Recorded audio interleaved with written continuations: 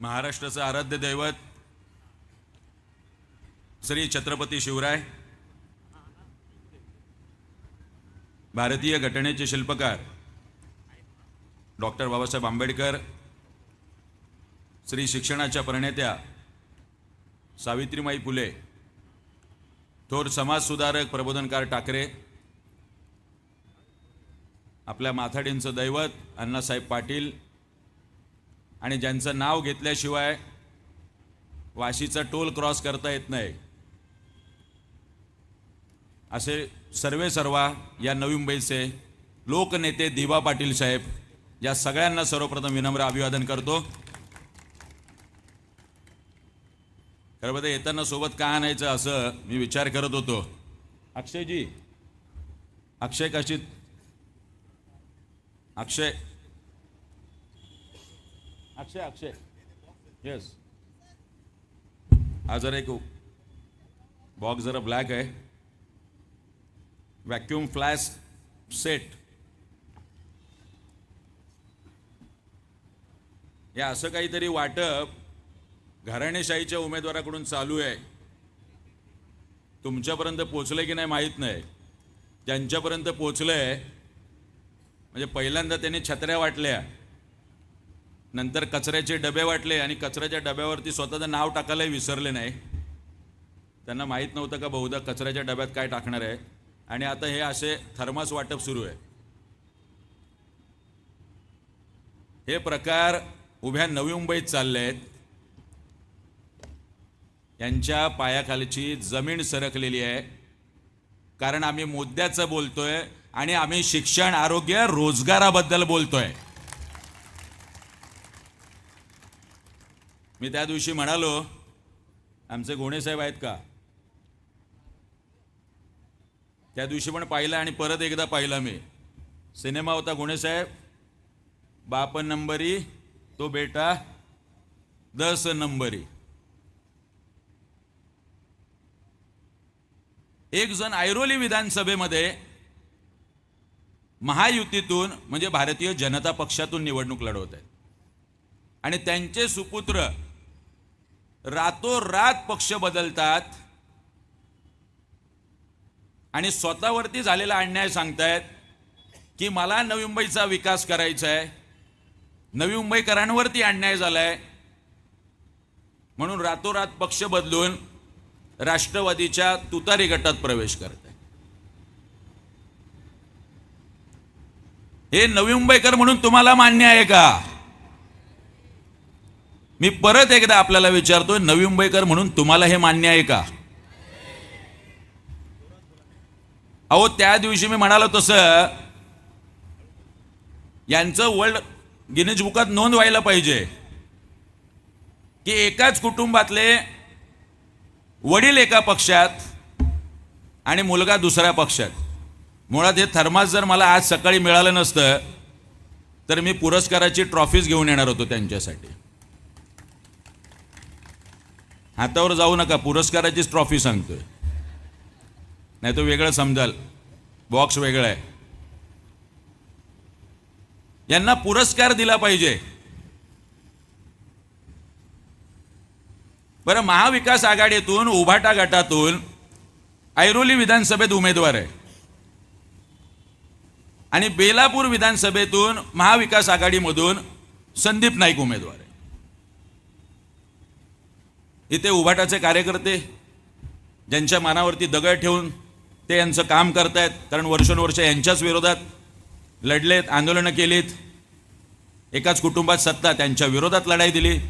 आता नाईलाजाने त्यांचं काम करावं लागतं. मनापासून माझ्याच बरोबर आहे, मला खाजगीत फोन करून सांगत असतात.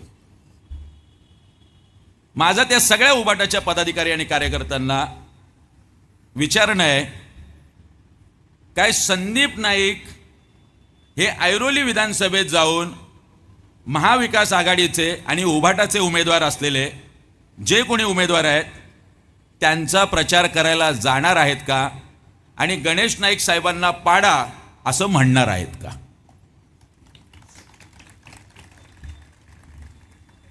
म्हणणार नाही आहेत, कारण हे जाणारच नाही आहेत. ठरवलेलं आहे.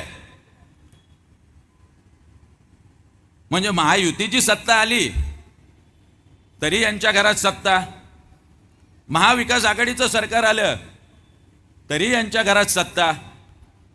तुम्हाला गंडवणं सुरू आहे, तुम्हाला मूर्ख बनवणं सुरू आहे.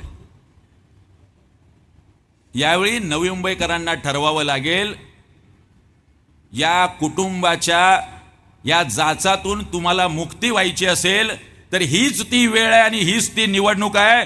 भरभरून मतदान महाराष्ट्र नवनिर्माण सेनेला करा. मी 100% तुम्हाला खात्रीने सांगतोय. जी कामं आम्ही संविधानिक पद नसताना केली त्या कामाच्या जवळपास सुद्धा ही मंडळी नाही आहे. जवळपास. बरं, 10 वर्ष 2009 ते 14 आणि 14 ते 19 संदीप नाईक हे ऐरोली विधानसभेत आमदार होते आणि मंदाताई मात्रे मागील गेल्या 10 वर्षापासून या बेलापूर विधानसभेत आमदार आहे. अशी कुठली योजना आपण या नवी मुंबईकरांसाठी आणली? केंद्राकडून कुठली आणली, राज्यातून कुठली आणली? योजना नाही आणल्या. हे आपलं असं थर्मास वाटप चालू आहे. योजना आणल्या असतं तर थर्मास वाटप करावं लागलं असतं का कचऱ्याचे डबे वाटावे लागले असते? एक साधं मेडिकल इंजिनिअरिंग कॉलेज नाही आहे गव्हर्नमेंटचं. कुठलाही राज्यातून प्रकल्प आणला नाही, केंद्रातून प्रकल्प आणला नाही. शाळेची फी गगनाला भिडलेली आहे. शाळेच्या फी वाढीवर नियंत्रण यावं म्हणून कधी महाराष्ट्र राज्याच्या विधिमंडळात बोललेत? कधी आरोग्य व्यवस्थेचे दिंडवडे निघालेले आहेत? आमच्या आता धुमाळताई म्हणाले तसं, आमचे बिरजे काका म्हणाले तसे. ज्या ज्या ठिकाणी महानगरपालिकेच्या हॉस्पिटलमध्ये जातोय, इमारती करोडो रुपयांच्या उभ्या करून ठेवल्यात. सुविधाच्या नावाने बोंब. 4,000ची औषधं, 5,000ची औषधं बाहेरून घ्या. मला 2 दिवसापूर्वीचा सकाळचा अनुभव आहे. मी प्रचार रॅलीत जाण्या अगोदर मला एक फोन आला दिवाळे गावातून. आमचे आगरी कोळी बांधव किशोर पाटील इकडे आलेत की नाही मला माहीत नाही. किशोर पाटील आलेत का? त्यांचा फोन आला की गेली 4 महिने साहेब माझ्या भावाला लिव्हरचा त्रास आहे. 4 महिने झाले मी महानगरपालिकेच्या हॉस्पिटलमध्ये जाऊन फेऱ्या मारतोय, मला एक इंजेक्शन मिळत नाही आहे, जे इंजेक्शनचं नाव डॉक्टरने दिलं. ही परिस्थिती आहे. 4-4, 5-5, 10-10 हजारची औषधं तुम्ही बाहेरून घ्यायला सांगता. मग आमच्या टॅक्सपेअर मधून जो पैसा येतो, आरोग्यावरचं जे बजेट आहे त्याच्यावर ते का खर्च होत नाही? बरं, याच्या संदर्भात आमदार काही बोलतात का? तर शून्य. सगळ्यात मोठी आशियामधली MIDC या नवी मुंबईत आहे. आमच्या इथल्या स्थानिक मुलांना रोजगार नाही. आदरणीय राजसाहेब ठाकरे सातत्याने सांगतायत, पण आपण याच्याबद्दल प्रश्न विचारत नाही. मतदान करताना हे आपण विसरतो. आम्ही काय केलं याची तर अख्खी जत्रा आहे. तुम्हाला पोचलंही असेल आमचं पत्र.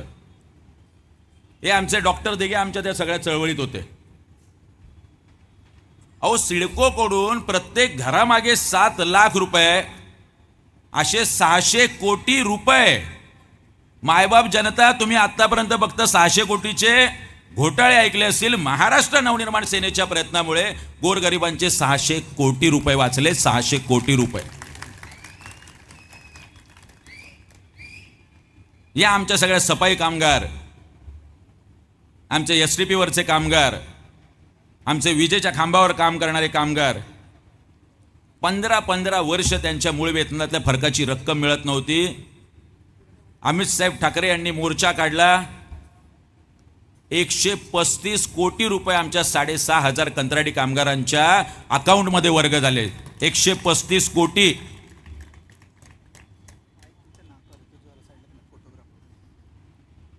आज सायन पनवेल हायवे जो मृत्यूचा सापळा झाला होता, आम्ही आंदोलन केलं आणि 40 कोटी रुपये आम्ही मंजूर करून घेतले. विष्णुदास भावे नाट्य, अशी शेकडो कामं सांगता येईल. 14,500 सिडको सोडतधारक. डॉक्टर तुम्हीच घेऊन आला होतात विषय. म्हाडामध्ये स्टॅम्प ड्युटी त्यांना 1,000 रुपये, पंतप्रधान आवास योजनेतली जी काही EWHची LIGची घर आहे. आमच्याकडे 6-6%. आम्ही आंदोलन केलं, 150 कोटी रुपये वाचून दिलेत गोरगरिबांचं. अहो टोटल आकडा जरी मारला तरी आम्ही नवी मुंबईकरांचे 800 ते 1000 कोटी रुपये वाचवलेत. 800 ते 1000 कोटी.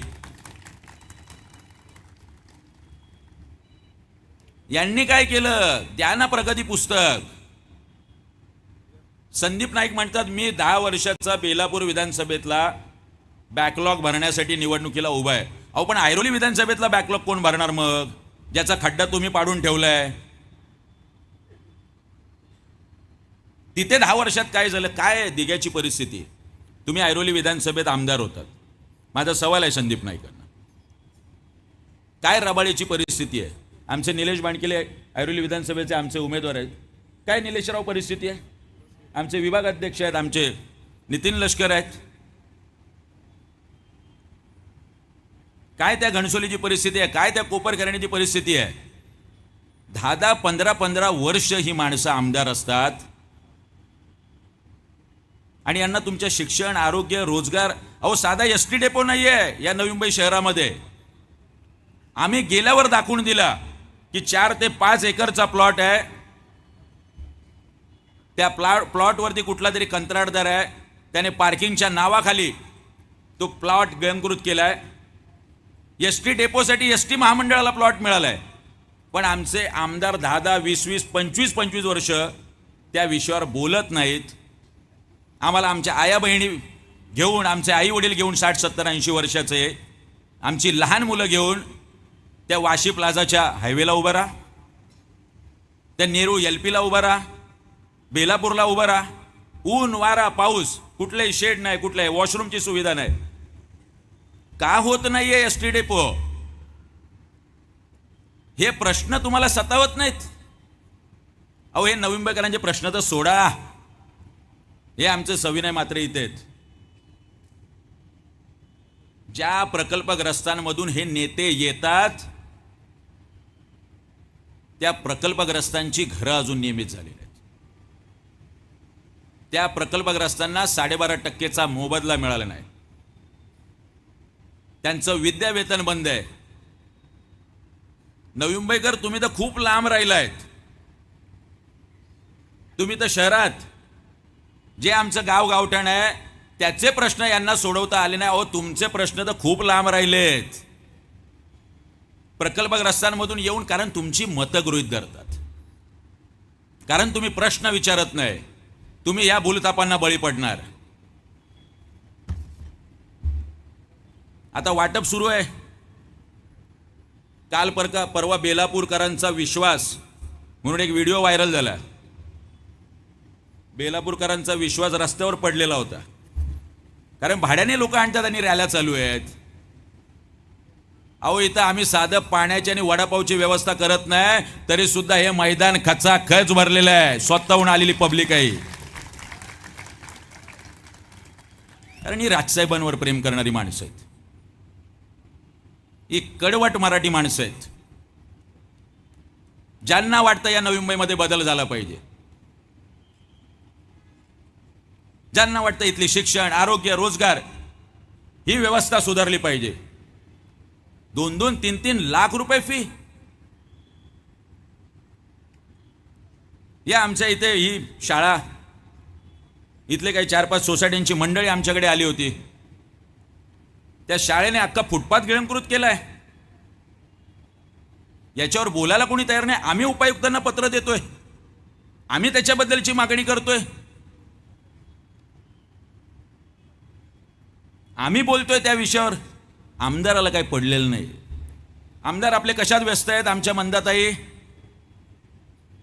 रस्त्याची कामं कर, गार्डनचं सुशोभीकरण कर आणि संडास बांध.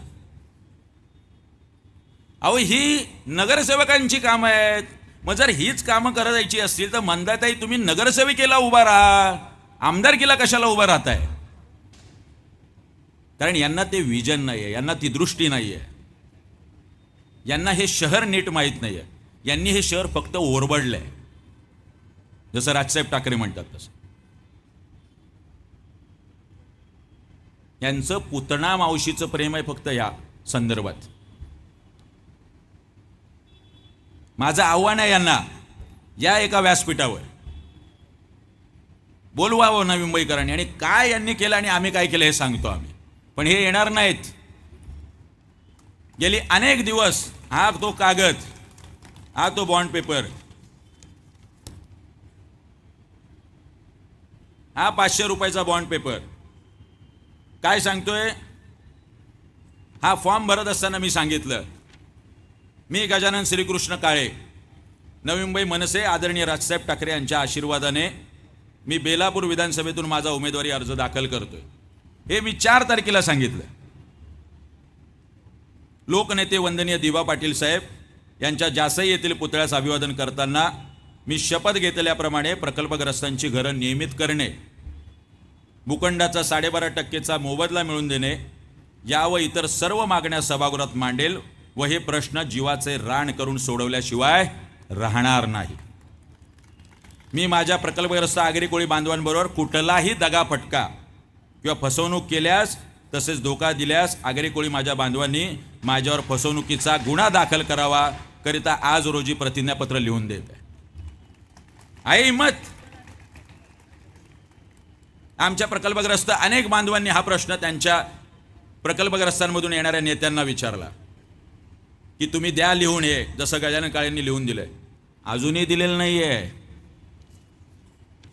हा नवी मुंबईकरांसाठी लिहून दिलेलं प्रतिज्ञापत्र. नवी मुंबईतील खाजगी शाळांची फी पुढील 5 वर्ष 1 रुपया सुद्धा वाढू न देणं, खाजगी हॉस्पिटलचे दरपत्रक असणे आणि स्थानिकांना 80% रोजगार मिळवून देणे, नवी मुंबई फ्री होल्ड करणे, गृहनिर्माण संस्थेतील कंडोनियम अंतर्गत कामे सुरू करणे, LIGची घरं नियमित करणे, याबाबत जीवाचे रान करून हे प्रश्न सोडून घेणार आणि नवी मुंबईकरांबरोबर कुठलाही दगाफटका केल्यास माझ्यावर फसवणुकीचा गुन्हा दाखल करा. याला कायदेशीर मान्यता आहे. हे आम्ही करू शकतो म्हणून आम्ही बोलू शकतो. अहो, नवी मुंबई म्युन्सिपल कॉर्पोरेशनचे ज्यांना मराठी, हिंदी आणि इंग्रजीत लिहिता येत नाही असे 10 वर्ष आमदार तुम्ही दिलेत. आम्ही फिरतोय, लोकांशी बोलतोय.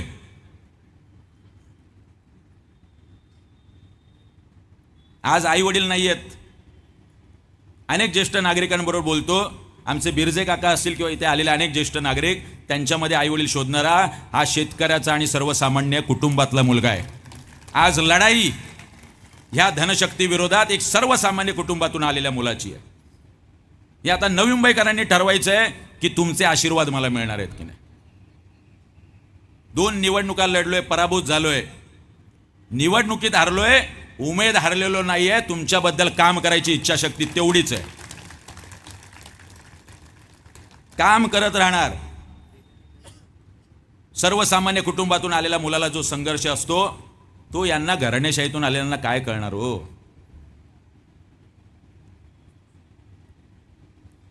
जातोय, बोलतोय लोकांशी. आम्हाला वाटतं की आमच्या ज्येष्ठ नागरिकांसाठी आम्ही कार्यक्रम घेतला पाहिजे, आम्ही एखादी हेल्पलाईन नंबर दिला पाहिजे. यांना नाही वाटत. आम्ही निवेदन देतो की नवी मुंबईला सर्व रेल्वे स्टेशनवरती आमच्या ज्येष्ठ नागरिक जे आहेत, जे आमचे आईवडील आहेत,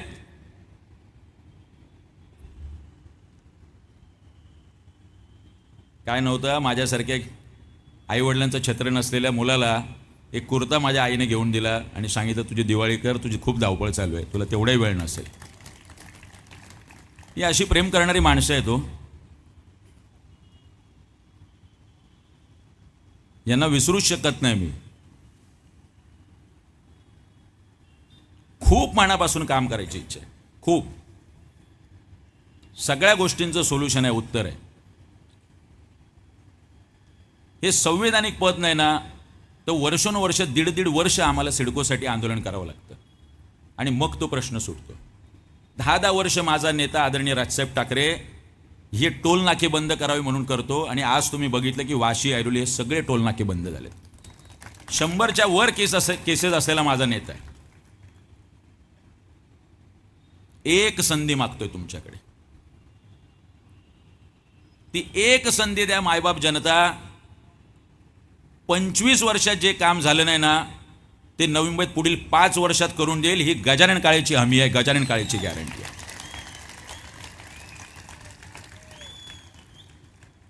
तुमच्या शाळेची फी पुढील 5 नाही 10 वर्ष वाढणार नाही. जर यांचं गव्हर्नमेंट ऑडिट मी लावलं तर 1 रुपया सुद्धा फी वाढू देणार नाही पुढच्या 5-10 वर्षात. या नवी मुंबईतला एकही तरुण मुलगा बेरोजगार नसेल. प्रत्येक घरातल्या मुलाला या नवी मुंबईतला MIDC मध्ये कामाला असेल, प्रत्येक घरातला मुलगा. अहो या खाजगी हॉस्पिटलवरती जर आम्ही नियंत्रण आणायचा प्रयत्न केला तर तुम्हाला सांगतो या खाजगी हॉस्पिटलचं दरपत्रक असणार आणि एक खाजगी हॉस्पिटल तुमचं शोषण करू शकणार नाही. ही गजानन काळेची गॅरंटी आहे, मी तुम्हाला सांगतो. ही इच्छाशक्ती आहे आमच्यामध्ये. सकाळी अनेक पक्षातली लोक इकडे आले, मी सकाळी आलो होतो. त्यांच्या छातीवर वेगवेगळ्या पक्षाचे बॅच होते, पण ते म्हटले नाही आम्ही तुमच्या सोबत आहे यावेळी. अनेक जण फोन करतात, अनेकांच्या भावना आहेत आमच्याबरोबर जोडल्या गेलेल्या. कारण आम्हाला माहिती आहे राजकारणामध्ये, समाजकारणामध्ये एक सर्वसामान्य कुटुंबातून यायचं आणि हा पल्ला गाठायचा ही सोपी गोष्ट नाही. हे सगळं करू शकलो कारण तुमच्या बळावरती आम्ही होतो. आता पैशांचा महापूर होईल पुढच्या 8-10 दिवसात. तुम्हालाच लुटलंय शाळांच्या फी मधून, हॉस्पिटलमधून. आता हे तुम्हाला ठरवायचंय. पण मतदान करताना हे विसरू नका की तुमच्या शाळांची फी कमी झाली का. प्रश्न विचारा. मतदान करताना हे विसरू नका खाजगी हॉस्पिटलचं दरपत्रक आलंय का. आणि मतदान करताना हे विसरू नका की तुमच्या मुलांना रोजगार मिळालाय का. हे प्रश्न जोपर्यंत तुम्ही विचारत नाही तोपर्यंत हे येणार, पैसे वाटणार. अहो 18,000 दुबार मतदार आहेत आणि 15,000 असे मतदार आहे नवी मुंबई ज्यांचा पत्ता थांग पत्ता लागत नाही. या बोगस मतदाराच्या जीवावर ही माणसं वर्षोनवर्ष निवडून येत आहेत. नवी मुंबईकर मायबाप, यावेळी तुम्हाला ठरवावं लागेल की जर तुमच्या मनात गजानन काळे असेल, जर तुम्हाला खरंच वाटत असेल की या मुलाला संधी दिली पाहिजे एकदा, तर तुम्हाला भरभरून मतदान करावं लागेल. तरच यांच्या बोगस मतदाराच्या पुढे आपण जाऊ, तरच.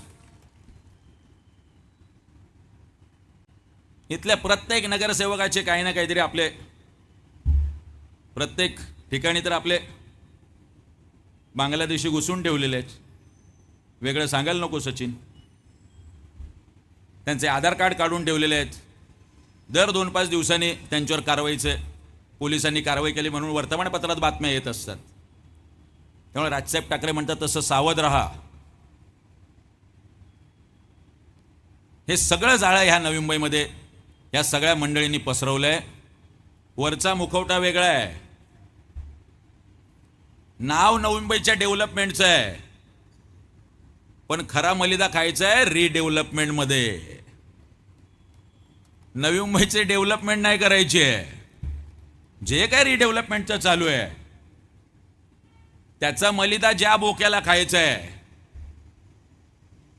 तो बोका ओळखा. तो बोका तुम्ही नीट ओळखला तर हे रिडेव्हलपमेंट नाही, हे तुम्ही स्वयं पुनर्विकास करा. ही गजानन काळे आणि महाराष्ट्र नवनिर्माण सेनेची मागणी आहे. खाजगी बिल्डर नाही. लोकांना दम देऊन सांगतात हाच बिल्डर घ्या, लोकांना दम देऊन सांगतात हीच PMC घ्या, लोकांना दम देऊन सांगतात याला नाही घेतलं आणि मी आमदार नाही झालो तर तुमचं रिडेव्हलपमेंट होऊ देणार नाही, अशा धमक्या देत आहेत.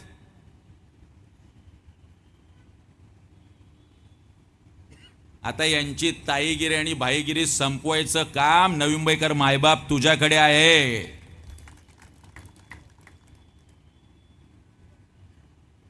आता नवीन घोषणा सुरू केली, ज्यांचा कुणाशी काही संबंध नाही. भारतीय जनता पक्षात होते, जय श्रीराम सुरू केलं होतं, त्याहीवेळी यांचा रामाशी काही संबंध नाही. आता रामकृष्ण हरी. लोकांचा रिप्लाय वेगळा आहे. रामकृष्ण हरी आणि यंदा गजाननाची, रामकृष्ण हरी आणि यंदा गजाननाची, रामकृष्ण हरी आणि यंदा गजाननाची. यांचा रामाशी, कृष्णाशी, हरीशी काही संबंध नाही. अहो, ज्यांनी या वयात वडिलांना त्रास दिला, वडिलांना दुसऱ्या पक्षात ठेवला आणि स्वतः दुसऱ्या पक्षात गेला, त्याचा वडिलांशी संबंध नाही. त्याचा राम आणि कृष्णाशी काय संबंध? ही अशी खोटारडी, स्वार्थी माणसं, ज्यांना फक्त काही करून आमदार व्हायचंय, ज्यांना त्याच्यातून सत्ता मिळवायची, ज्यांना त्याच्यातून पैसा कमवायचा आहे. ही माणसं तुम्हाला वर्षोनवर्ष लागणार आहेत.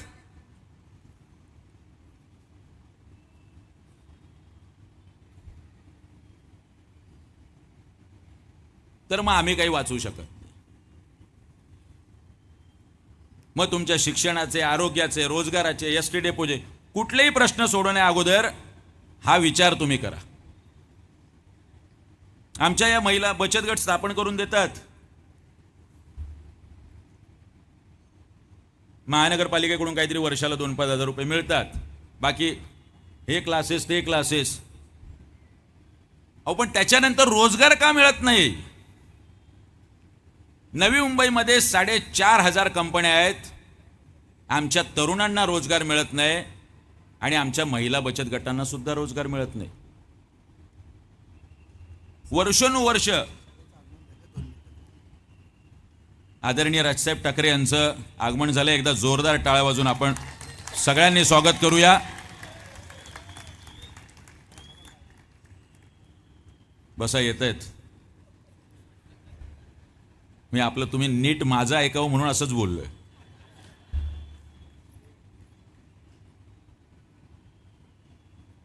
वर्षोनुवर्ष हे प्रश्न तसेच भिजत आहेत. मग ते प्रकल्पग्रस्तांचे असतील, नवी मुंबईकरांचे असतील,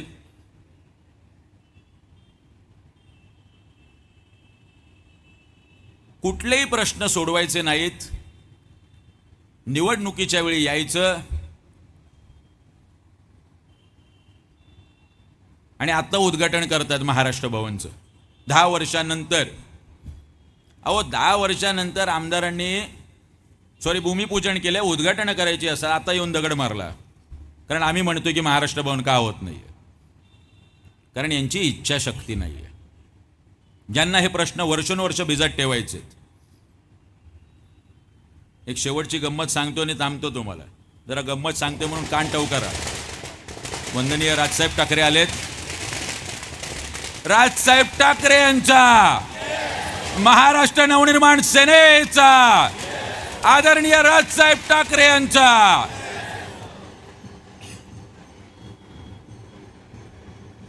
बसा, अजून घोषणा दिल्यात मी. 2 फटाके पण वाज